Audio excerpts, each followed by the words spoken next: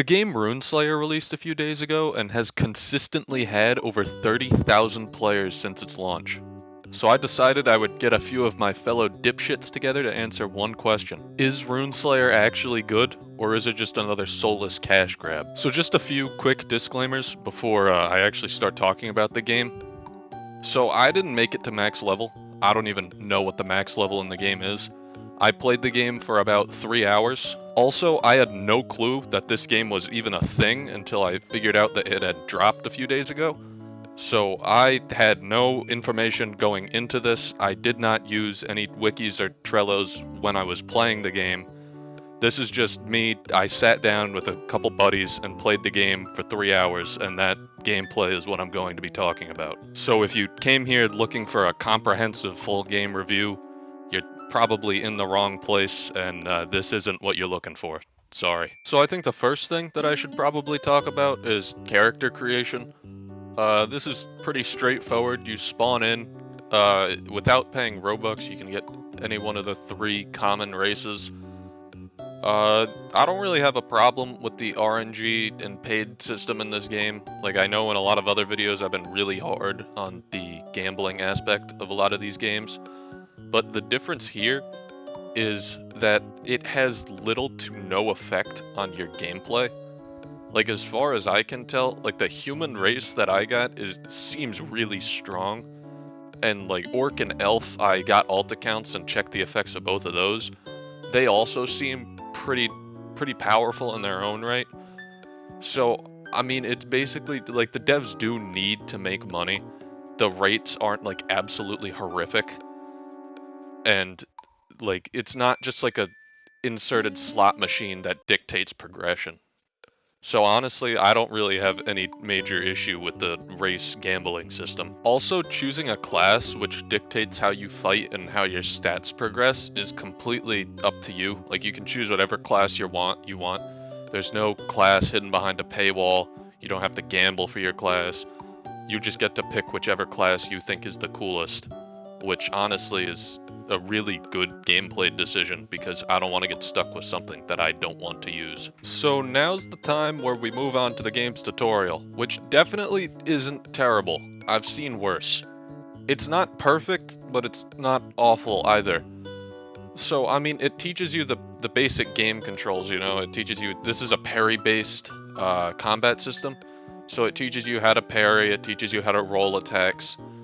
The one issue I have is there are these little alcoves in the side of the tutorial that I'm assuming teach you other things about the game. The problem is you're not really directed to these at all, and my blind ass didn't see them. So if there's anyone else like me who just also skipped over these parts, we missed part of the tutorial that the devs inserted, which probably explained important aspects of the game. So honestly, I mean, I know it makes the map look better, probably, if you have not just a linear path that explains everything, but I think it's better to keep everything linearized so that there's no chance that your player misses information that they might need later. The tutorial definitely teaches you all the keys you need for the basic combat and how you're going to be fighting. Another problem I have with it is it doesn't really teach you anything else. But that's it sort of gets covered later on in the game, so it's not a huge issue. And it also kind of gets balanced out by the fact that the tutorial ends with a really cool dragon boss fight, so you know, you win some, you lose some. Now we can finally start talking about the actual main game. This is where we run into our first problem. The first quest in the game, I completely missed it. So basically what happened, right, is you, in your little quest tab down at the bottom right, the little button that has a notification on it when you first spawn in, yeah, I didn't see that. And that has the first quest that kind of starts you on what I'm guessing is going to be the game's storyline, or the main quest line that you're supposed to follow. So someone who's new has no idea what any of the GUI on their screen means. So it didn't even occur to me that the first quest of the game would be on the little notification on the quest tab, because I didn't even know that was a quest tab. I feel like instead of putting this first quest directly into your quest tab, there should be like an actual physical note or something that pops up on your screen and lets you know what you're supposed to do and introduces you to the quest tab. Because I just kind of went out and started doing random quests around town because I had no clue what I was supposed to be doing. After I actually figured out what I was supposed to be doing, I went and talked to the guild master guy who told me that he wanted my help to kill the Goblin King, but first I needed to prove myself, so I had to rank up.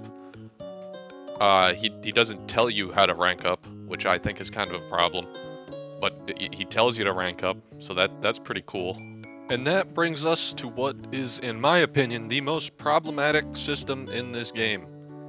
The job boards. The job board system isn't explained anywhere, so if you're not familiar with this type of game already, yeah, good luck. So here's the basic rundown of how the job board works. Basically, there's a set amount of quests on the job board, and you have to complete all of them by going and doing whatever the job board tells you to, and then returning to the receptionist at the guild hall. And then after you've completed all of those quests, there will be another quest that's usually like go beat a boss or something, and that's what lets you rank up. So in my opinion, this system sucks. Reason number one, it is not intuitive enough for it to have no tutorial. You at least have to tell your players that there is a job board and they have to do all the quests on the job board to rank up. That's the bare minimum. You can't assume that they have prior knowledge from other games. Reason number two, and the main reason why I don't like this system, is because all the quests are really boring, and I didn't have all that much fun while I was trying to rank up.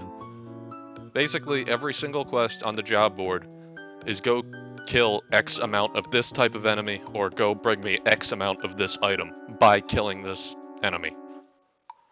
And I don't really dislike this game's combat, you know, I think it's alright, it's parry-based, I don't mind parry-based combat, I think it's a lot more fun than true M1 stun.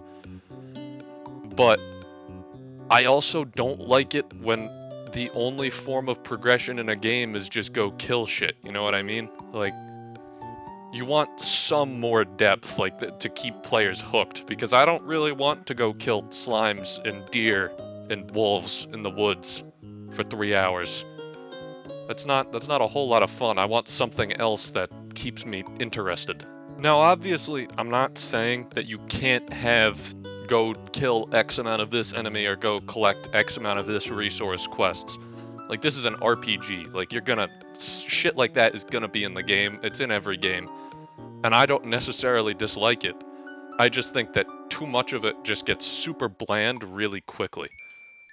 So, let's take a look at a game like Arcane Odyssey, which I've already talked about, and I didn't actually talk very well about it. I said its Yuletide event was fucking terrible, which I still stand by.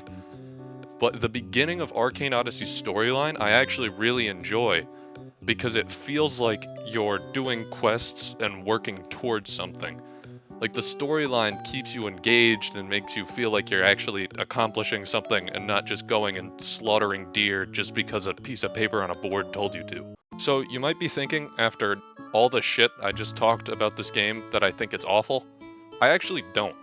I think this game actually does have a lot of potential. I just think that they need to work on how their progression works and explain the core mechanics of the game a little better. So I think if this game can get its shit together with its job boards and make the quests a little less dull and just awful to do, and also make sure that you know what you're doing as soon as you spawn into the game, then this game could actually be a lot of fun to play. So overall, yeah, I would probably recommend that you give this game a shot. There are definitely boring patches, but overall it's a lot better than a lot of the other cash grab slop that's on the platform. And I think that the game has the potential to improve and be a whole lot of fun to play later on. So I think you might as well give it a shot now. So that's pretty much all I've got to say about the game. Thanks if you made it this far. Peace.